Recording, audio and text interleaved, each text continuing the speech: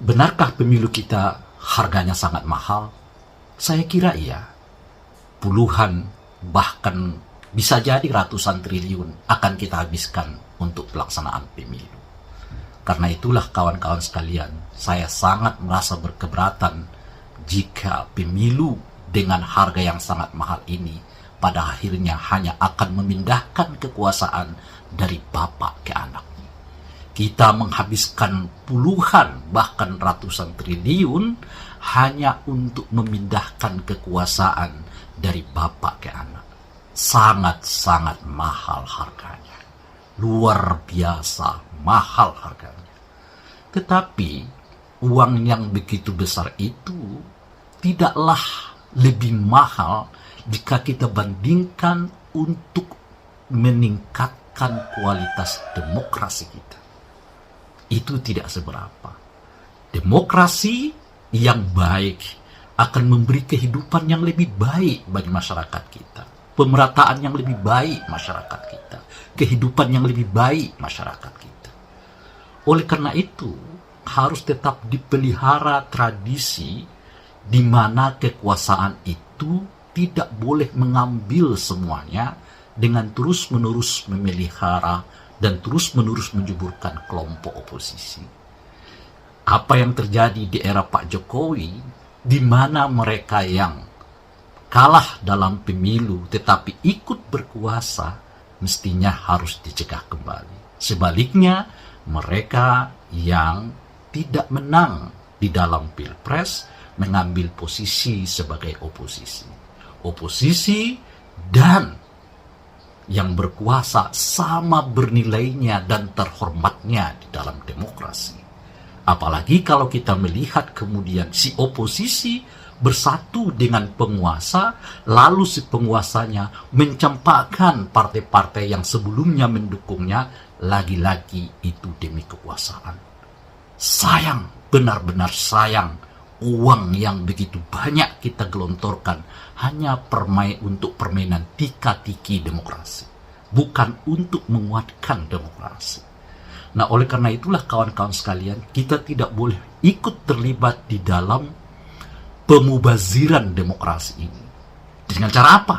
Tetap memilih sesuai dengan yang Anda inginkan, sebab setiap satu suara begitu berharga dan itu menyatakan diri Anda siapa.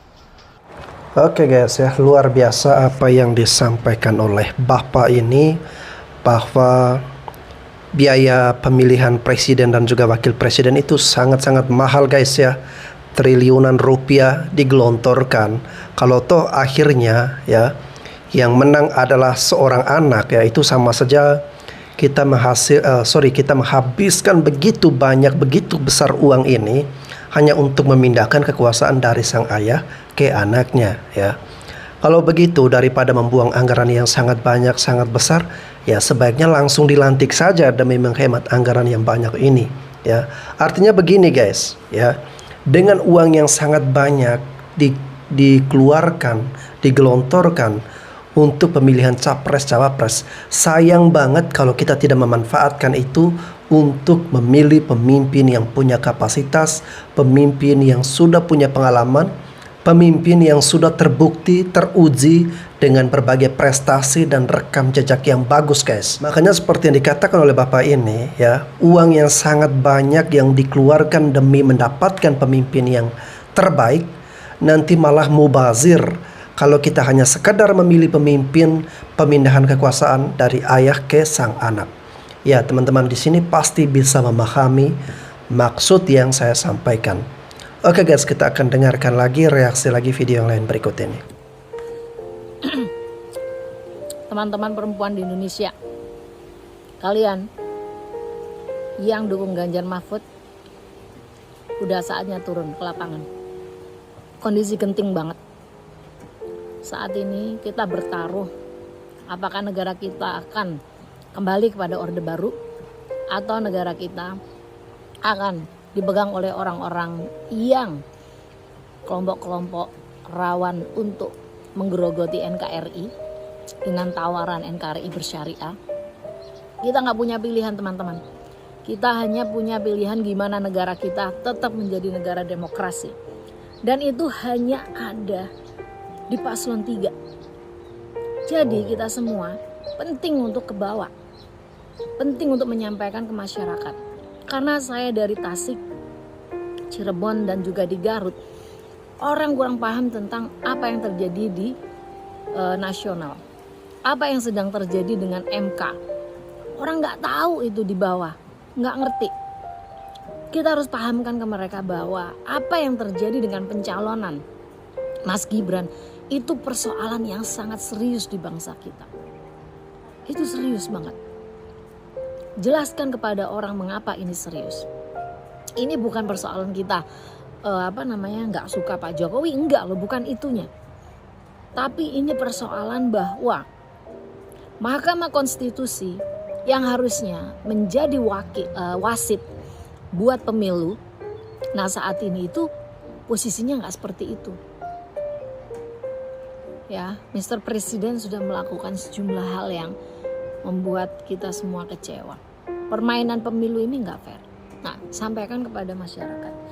Maka dari itu, jangan memilih pasangan yang dia berpotensi banget untuk mengubah arah negeri ini. Perempuan-perempuan Indonesia, kasus yang ada di MK itu kasus yang sangat serius. Yang itu potensi untuk tidak baik buat negeri kita.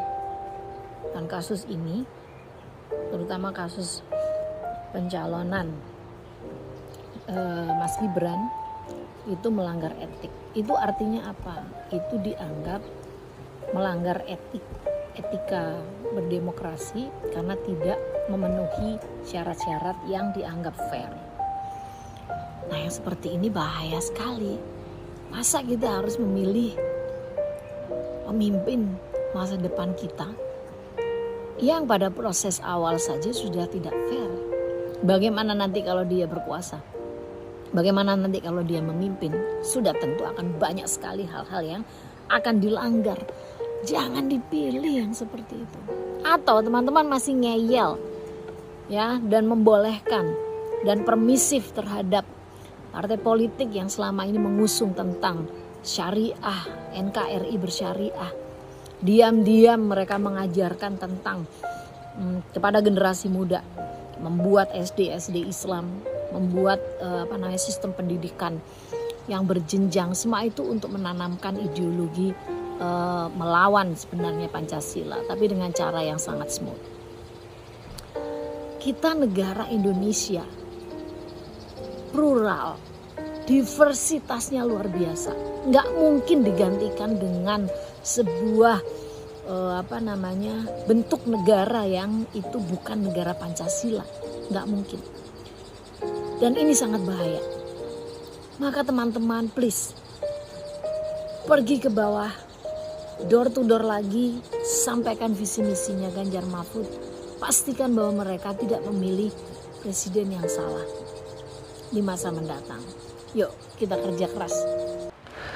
Oke guys, menarik apa yang disampaikan oleh ibu ini, mengajak seluruh atau semua Kartini-Kartini Indonesia ya, dari Sabang sampai Merauke untuk sama-sama tetap menjaga demokrasi, tetap menjaga Pancasila, menjaga keutuhan bangsa dan negara kita, menjaga pilar-pilar demokrasi dengan cara kita memilih pemimpin yang tepat. Pemimpin yang menjaga sekaligus membawa bangsa dan negara kita ke arah kemajuan, ke arah yang lebih baik lagi. Seharian kemarin rame juga. Banyak buzzer-buzzer buzzer-buzzer bayaran yang coba mengangkat dan mendiskreditkan serta mengecilkan, mengkerdilkan peran yang dilakukan oleh Mbak Atikoh, istri Capres 03 Mas Ganjar, dan juga putranya Mas Alam. Banyak buzzer yang terlihat menyerang keikutsertaan mereka, mengampanyekan Indonesia yang lebih baik ketika nanti Ganjar Mahfud memimpin Indonesia. Banyak yang menuding mereka negatif, seolah-olah mereka haus berhasrat ingin berkuasa dengan turut serta mengampanyekan visi misi Ganjar Mahfud. lucu ketika hal yang baik mereka persoalkan. Mereka seperti ketakutan karena Ganjar mampu menunjukkan keharmonisannya sebagai kepala rumah tangga, sebagai ayah, sebagai suami dari Mbak Atiko, sebagai ayah dari Mas Alam, adalah sebuah keluarga yang patut kita banggakan. Mereka semua memiliki kemampuan, kapasitas, dan kapabilitas, baik suami istri dan anak, memiliki kemampuan nalar berpikir tentang Indonesia yang lebih baik ke depan. Tidak hanya Mbak Atiko tidak hanya terlihat sebagai ibu-ibu biasa yang tidak mengerti persoalan bangsa, tidak mengerti persoalan negara, tidak mengerti persoalan ibu-ibu, tetapi tiba-tiba menjadi istri presiden. Tidak, Mbak Atiko membuktikan beliau memiliki kapasitas untuk membawa ibu-ibu lebih baik ke depan. Mas Alam juga menunjukkan dia sebagai generasi muda, milenial yang mampu dan memiliki kapasitas untuk membawa anak-anak muda milenial kita sekarang juga memilih jalan yang partisipatif dalam politik, dalam koridor yang baik dan tepat. Tidak seperti Gibran yang dulu tidak pernah kita tahu kapasitasnya apa, ujuk-ujuk tiba-tiba menjadi wali kota, dan sekarang ujuk-ujuk tiba-tiba menjadi cawapres hanya karena dia anak Jokowi. Dan ini sebuah perbandingan sebetulnya yang tidak patut diperbandingkan. Tetapi kenapa harus jadi kita perbandingkan? Karena buzzer-buzzer 02 tampak menyerang, mendiskreditkan, membangun opini negatif terhadap kehadiran Mbak Atiko dan Mas Alam dalam proses mengampanyekan Indonesia yang lebih baik ketika Ganjar Mahfud terpilih menjadi presiden lagi. Dan semakin barbar nanti, semakin lucu, semakin tidak enak, semakin tidak nyaman kalau kita membandingkan posisi Mas Ganjar dengan Prabowo Subianto. Istrinya, saya tidak tahu itu mantan atau masih istri ya, Mbak Titi. Saya nggak ngerti mereka pernah cerai atau tidak. Tetapi ya tidak pernah berdampingan dan tidak pernah turut serta mengampanyekan Prabowo. Demikian juga putranya, Mas Didit. Saya tidak tahu Mas Didit ini sekarang profesinya sebagai apa, keahliannya apa, saya juga tidak mengerti.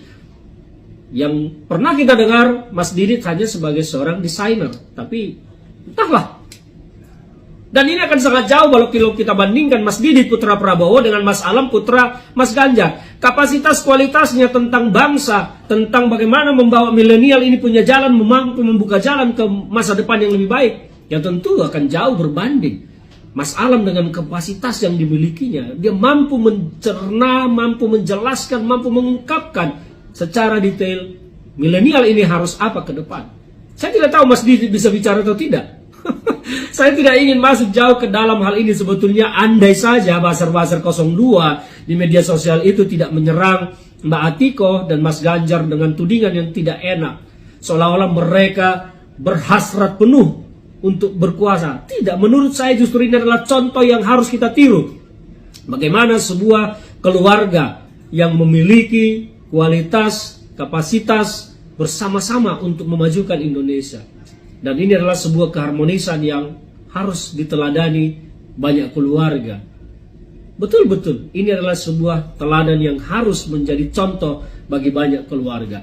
Suami, istri, anak, bahu-membahu, gotong royong saling mendukung untuk kemajuan bersama. Dan itu adalah untuk Indonesia. Mereka melakukannya untuk Indonesia, bukan untuk pribadi. Jadi kalau ada yang mendiskreditkan kehadiran mereka dalam kampanye, mereka hanya karena tidak mampu menghadirkan hal yang sama dari capres mereka. Malu nggak tuh? Oke guys, ini yang saya akui dari keluarga Pak Ganjar.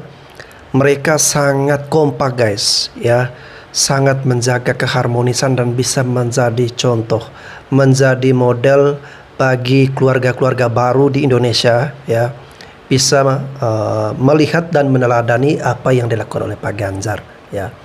Pak Ganjar ini dengan istrinya, dengan anaknya, ya, kalau kita saksikan di media sosial itu benar-benar sangat harmonis, sangat romantis, ya. Dan istri serta anaknya ini sangat mendukung langkah dari sang ayah, ya, atau dari Pak Ganjar ini. Jika kita bandingkan dengan yang lain yang mungkin tidak terlalu menonjol untuk memberikan dukungan ketika sang ayah mempunyai keputusan besar untuk menjadi orang nomor satu di negeri ini. Tetapi kalau kita lihat istri dari Pak Ganjar, ya, dia juga ikut membantu bagaimana menggerakkan masyarakat ini untuk bisa memilih Pak Ganjar, ya. Dia berkunjung dari satu tempat ke tempat yang lain di mana ada komunitas-komunitas ibu-ibu, ya.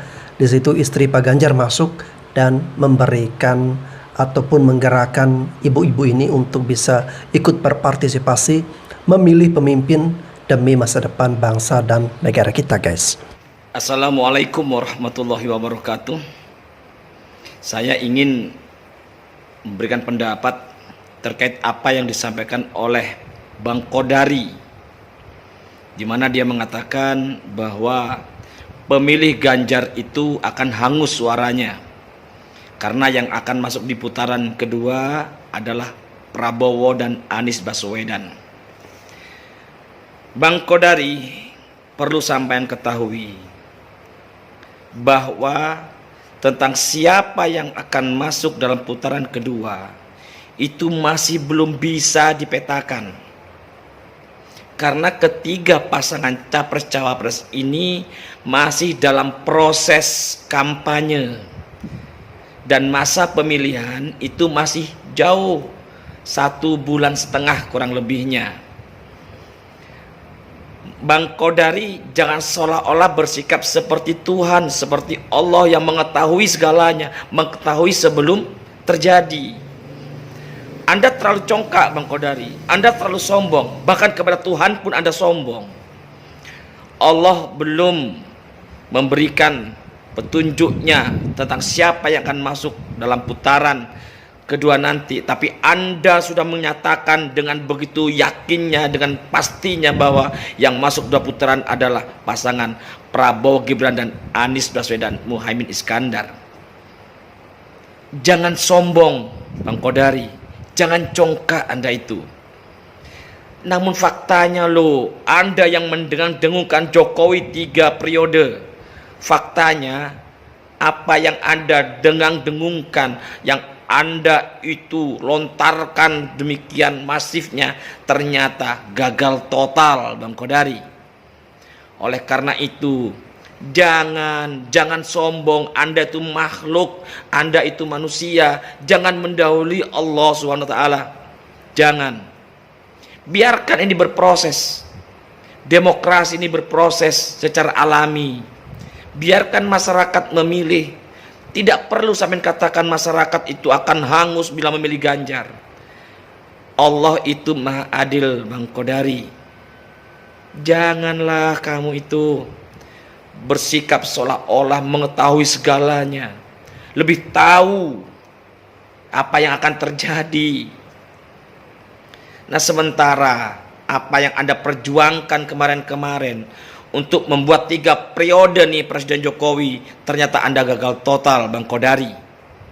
Sekali lagi saya ingatkan, jangan sombong, jangan congkak.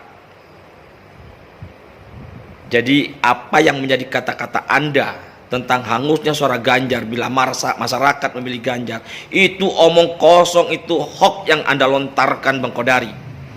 Kita lihat di tanggal 14 Februari nanti ya, siapa yang akan terjungkal dan siapa yang jadi pemenang. Kasihan saya melihat Anda begitu sombong dan congkak. Bahkan kepada Tuhan pun Anda telah mendahului dengan menyatakan bahwa yang akan masuk 2 putaran Prabowo dan Anies Baswedan.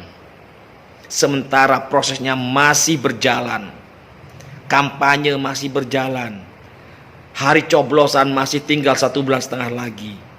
Jangan sombong, jangan congkak sekali lagi, Bang Kodari. Terima kasih. Wassalamualaikum warahmatullahi wabarakatuh. Oke, memang Bang Kodari dalam beberapa waktu yang lalu dia mengeluarkan pernyataan bahwa ya daripada memilih pasangan Ganjar Mahfud, lebih baik memilih pasangan yang sudah pasti menang, yakni Prabowo Gibran, ya. Karena menurut Bang Kodari, memilih pasangan Ganjar Mahfud sama saja membuang-buang suara, ya. Itu membuat suara kita menjadi hangus, ya, terkhusus untuk pendukung-pendukung dari Pak Ganjar dan Pak Mahfud MD. apa yang disampaikan oleh Bang Kodari sebagai nggak tahu nih guys ya, dia masih sebagai pemilik salah satu lembaga survei atau sudah pensiun, saya nggak tahu ya. Namun apa yang dia sampaikan bisa berbalik terhadap dirinya nanti ya. Suatu saat ketika pasangan Ganjar Mahfud berhasil ya, Kodari ini pantas untuk dipermalukan guys ya dengan ucapannya sendiri. Assalamualaikum warahmatullahi wabarakatuh. Salam perjuangan untuk semua relawan dan pendukung Pak Ganjar dan Pak Mahfud. Sahabat-sahabat, saya ingin memberikan informasi bahwa hari ini hari Jumat tanggal 8 Desember tahun 2023, nanti sekitar pukul 19.30 atau pukul 20, pasangan calon wakil presiden nomor urut 02 Gibran, atau yang sekarang lagi viral disebut di media sosial namanya Gibran Asam Sulfat, akan berencana berkunjung ke kediaman Al-Mukarram Syekhona Ki Haji Abuya Muhtadi Dimyati. Nah, gak hanya berkunjung dan bertamu biasa, mungkin meminta doa. Jadi dalam kesempatan ini saya ingin kembali menegaskan bahwa sikap Abuya Muhtadi Dimyati sudah jelas. Siapapun yang datang berkunjung ke rumahnya adalah tamunya. Siapapun semua orang yang berkunjung ke rumahnya, ya beliau akan terima sebagai sesama manusia. Dan semua calon presiden dan calon wakil presiden semuanya didoakan oleh Abuya Muhtadi Dimyati. Tetapi ketika soal politik, soal pilihan politik, sikap Abuya sudah jelas bahwa beliau memberikan dukungan kepada Pak Ganjar dan Pak Mahfud. Jadi jelas nih, jangan sampai nanti kemudian dipelintir. Tetapi kita harus siap-siap melakukan kantor, karena ada kandidat capres dan cawapres lain yang memang hobi dan gemar mengklaim dukungan-dukungan kepada pihak lain. Nah, kenapa saya memberitahukan ini? Supaya kita siap-siap menyampaikan kepada masyarakat bahwa sikap politik Abuya Muhtadi Dimyati sudah jelas, sudah tegas, dan sudah clear bahwa beliau mendukung pasangan capres dan cawapres nomor urut 3 Pak Ganjar dan Pak Mahfud. Ada calon yang lain yang datang ke rumahnya, beliau doakan sebagai sesama manusia. Nah, kebetulan nanti di video ini saya akan sertakan video kami, saya dengan Abuya, dengan anaknya Gus Mufa, dan beberapa kiai yang kemarin ke TPN membersamai Abuya ketika Abuya mempertegas dukungannya kepada Pak Ganjar dan Pak Mahfud, sekaligus beliau menyatakan bersedia menjadi Dewan Penasehat Tim Pemenangan Nasional Pak Ganjar dan Pak Mahfud. Jadi awas ya, kita lawan nih. Kalau pasca kunjungannya Gibran ada berita-berita aneh soal dukungan kepada calon lain, saya pastikan itu hoax. Karena sikap Abuya la roiba fih, tidak ada keraguan di dalamnya. Saya saksikan dengan mata kepala saya sendiri, Abuya mendukung Pak Ganjar dan Pak Mahfud.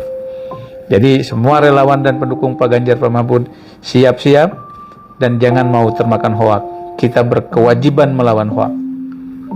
Salam. Assalamualaikum warahmatullahi wabarakatuh.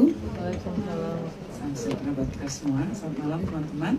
Hari ini kita kedatangan seorang ulama karismatik dari daerah Banten, Abuya Muhtadi, yang jauh-jauh datang dari Banten untuk menyemangati perjuangan dari tim pemenangan Ganjar Mahfud. Dan sebelumnya, seperti kita sama-sama tahu bahwa Abuya Muhtadi, beliau sendiri adalah mustasyar ya? Rois Am dari Majelis Mudzakarah Muhtadi Cidahu Banten, itu M3CB. Jadi ada sebuah majelis isinya para ulama, para kiai-kiai di sebanten gitu ya, dan sudah menyatakan deklarasi dukungan terhadap pasangan Ganjar Mahfud. Nah, hari ini beliau menyampaikan secara langsung yang tentunya memberi semangat besar bagi kami, menjadi sebuah kekuatan besar bagi kami di tim pemenangan Ganjar Mahfud. Dan yang paling istimewa lagi, Abuya Muhtadi sudah menyatakan bersedia untuk duduk menjadi salah satu menjadi Dewan Penasehat. Ya, jadi beliau berkenan untuk menemani kami semua yang sedang berjuang, mengiringi kita semua ya dengan petuah-petuahnya, dan tentunya diiringi oleh doa. Dan pastinya di sini ada murid-murid beliau yang siap bergerak untuk mengamankan pasangan Ganjar Mahfud. Oh enggak, tidak ada, cuma main-main anak aja. Enggak, cuman tadi Pak Prabowo dari rumah minta doanya, bukan minta dukungannya. Enggak ada. Berarti terkait dengan video di mana Pak Kiai menyatakan dukungan, Enggak. Itu mah macam-macam aja, biasa ini permainan anak-anak. Jadi artinya berdoa untuk semuanya. Iya, itu mah tadi datang Pak Prabowo ke rumah, memang dia minta doanya bukan minta dukungannya. Sebelumnya saya menyatakan bahwa saya itu ke Pak Ganjar Mahfud. Kenapa Pak Mahfud itu kawan saya di PKB dan dulu. Iya betul. Dan nyatu sekali saya dengan Pak Mahfud itu. Saya terima kasih Pak Mahfud tampil ya, karena menurut dia tahun ini yang harus jadi wapres itu saya gitu. Oke. Nah, penegasan dari Pak Kiai ya, mendukung ya. pasangan Ganjar Mahfud ya itu jujur ada bisa macam-macam, jangan didengar main-main anak tua itu mah bukan anak tua ya apa itu mah perlengkapan aja ya. Oke, berarti makna pertemuan malam hari ini adalah dukungan di mana Pak Kiai sendiri sekarang sudah ada di struktural dari TPN. Iya. Ya, terima kasih. Menegaskan dukungan. Menegaskan dukungan kepada Ganjar.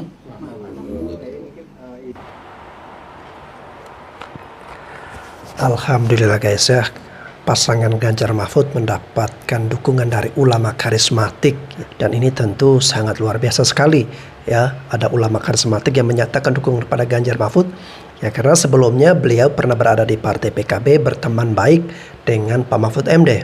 Sehingga kalau misalnya Pak Prabowo datang ke rumahnya, Mas Gibran datang ke rumahnya, siapapun yang datang beliau terima sebagai tamu, sebagai sesama manusia.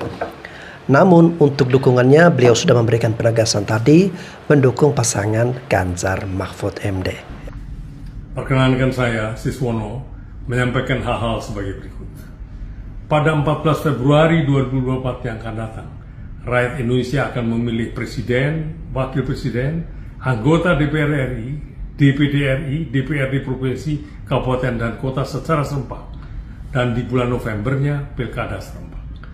Marilah kita gunakan kesempatan ini untuk meningkatkan kualitas penyelenggaraan negara kita dengan menempatkan putra-putri terbaik bangsa Indonesia yang mampu, jujur dan terpercaya, berintegritas, bermoral dan beretika tinggi di semua tingkatan kepemimpinan politik negara. Khusus untuk Pilpres, telah ada 3 pasangan calon presiden dan wakil presiden, yaitu Bapak Anies Baswedan dengan Bapak Muhaimin Iskandar, dicalonkan oleh Partai Nasdem, PKS dan PKB, Bapak Prabowo Subianto dengan Saudara Gibran Raka Buming Raka, dicalonkan oleh Partai Gerindra, Golkar, PAN, PBB, Gelora, Garuda, dan Prima, Bapak Ganjar Pranowo dengan Bapak Mahfud MD, dicalonkan oleh PDI Perjuangan, P3, Hanura, dan Perindo. Ketiga pasangan calon tersebut adalah tokoh-tokoh yang luar biasa, yang telah terpilih melalui proses politik yang pelik, bahkan kontroversial.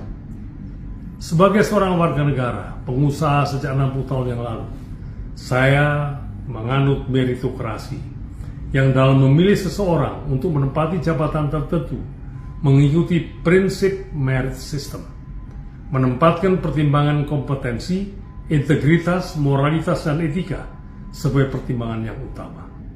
Demikian saya lakukan dalam memimpin perusahaan saya, PT Bangun Cipta Sarana, sejak berdiri tahun 1969 sampai mencapai bentuknya hari ini.